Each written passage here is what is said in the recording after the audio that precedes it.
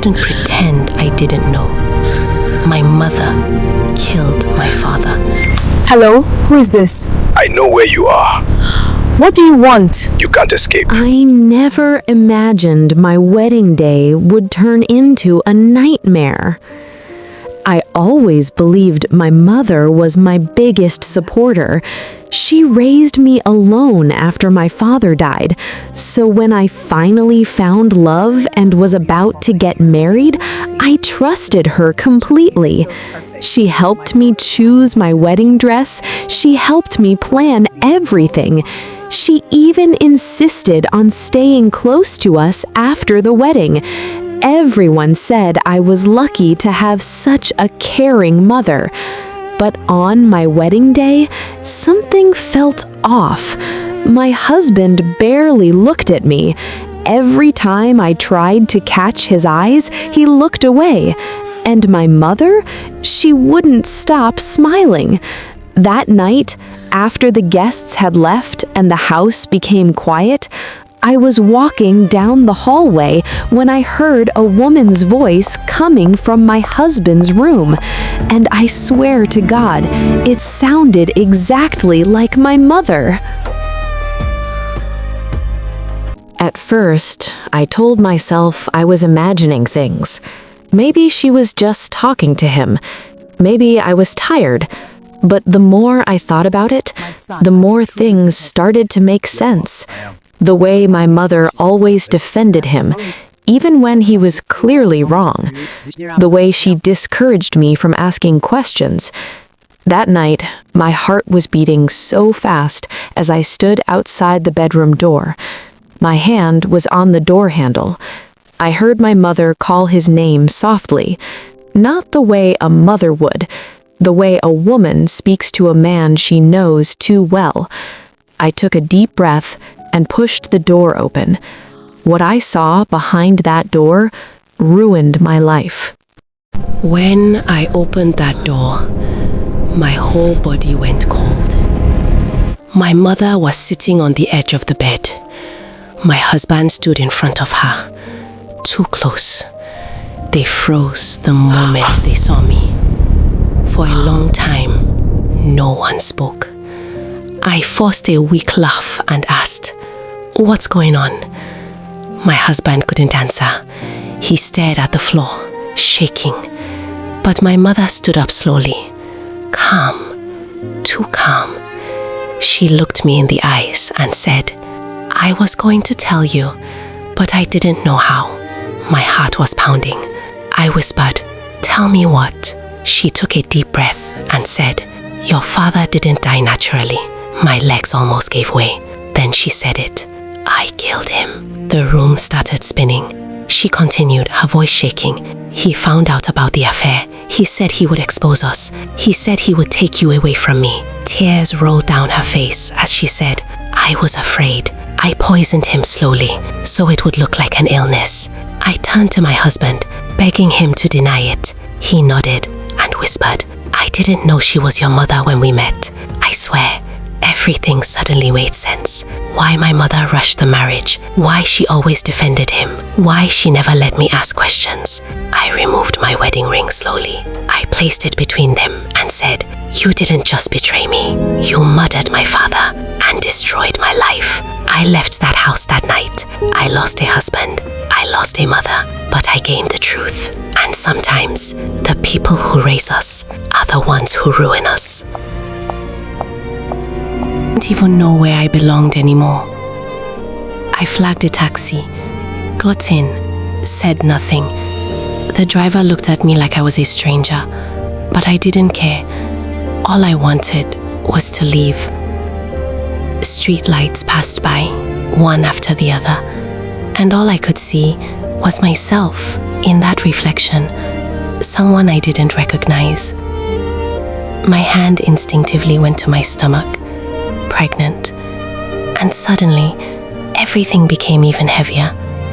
My child, what was I going to do? The taxi stopped in front of my apartment. I paid and walked in quietly. Finally, a place that was mine before all this chaos. And then I broke. I slid down to the floor, tears uncontrollable. All through the night I cried, for what I lost and for what I carried. I kept replaying it in my head. The betrayal, the lies, the woman who was supposed to protect me was the one I should have feared. Morning came, and with it, the weight of a decision I knew I couldn't delay. I looked at myself in the mirror and stared at what I was carrying, my child. I dressed simply. After dressing up, I drove myself. Hands on the wheel, heart racing, mind screaming. If I ended this, I would free myself. No attachment, no reminder, no consequences. The hospital appeared calm, normal, as if life wasn't changing inside those walls. And here I was, about to decide the fate of my child and my own future. I sat in the waiting area, watching other women, laughing, holding ultrasounds, sharing moments with their loved ones. I felt so alone. My hand stayed on my stomach, trembling. Could I really end this life?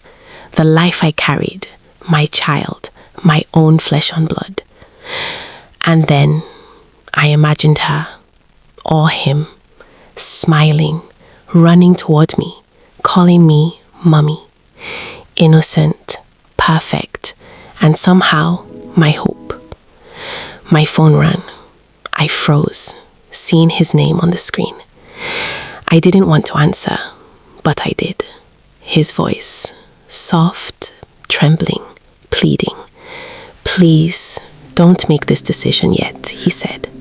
Think about the baby. Think about our family. Think about me.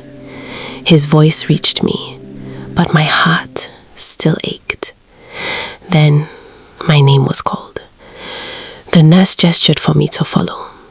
The moment had come. The choice I had to make was here.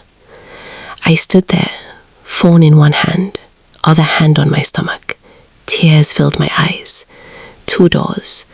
One could end everything. One could give hope. And I had to decide. And as I walked slowly down the hallway toward the doctor's office, I realized this decision wasn't about him. It was about me, about my child, about my life.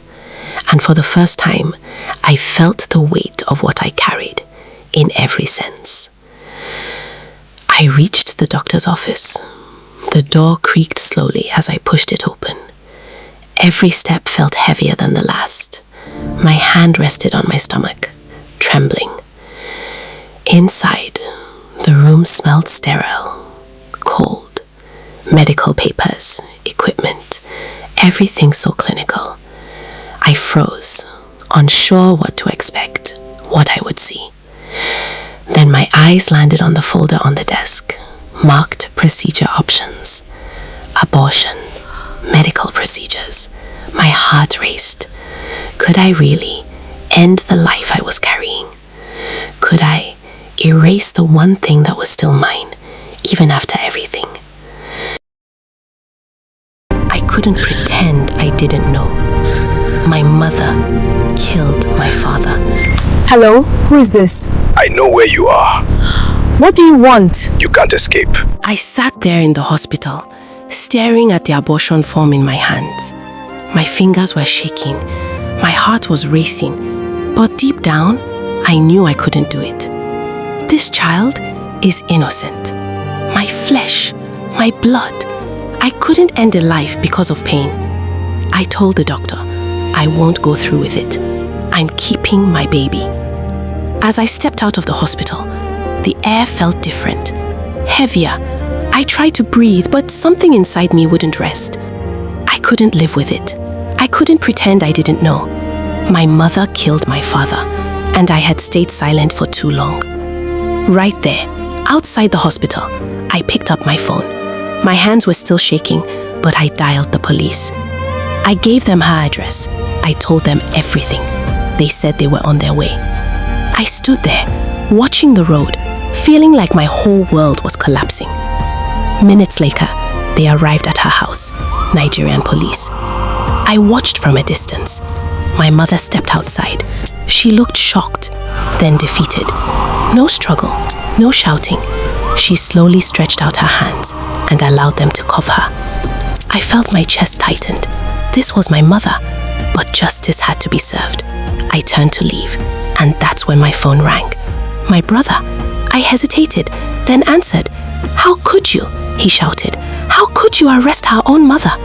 I was silent. "You don't understand everything," he said. What did he mean? So he knew about the affairs and he didn't tell me, my only siblings? Before I could ask, he hung up. My heart was pounding again. What else was I missing? I got into my car. I just needed to go home, to think, to breathe. As I drove out of the street, my phone buzzed again. Unknown number. I almost ignored it, but something told me to answer. Slowly, I picked up. A calm voice spoke. You think arresting her ends this? You don't even know the truth. My grip tightened on the steering wheel. I froze.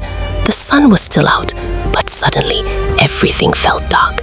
I thought I had done the right thing. I chose my baby. I chose justice.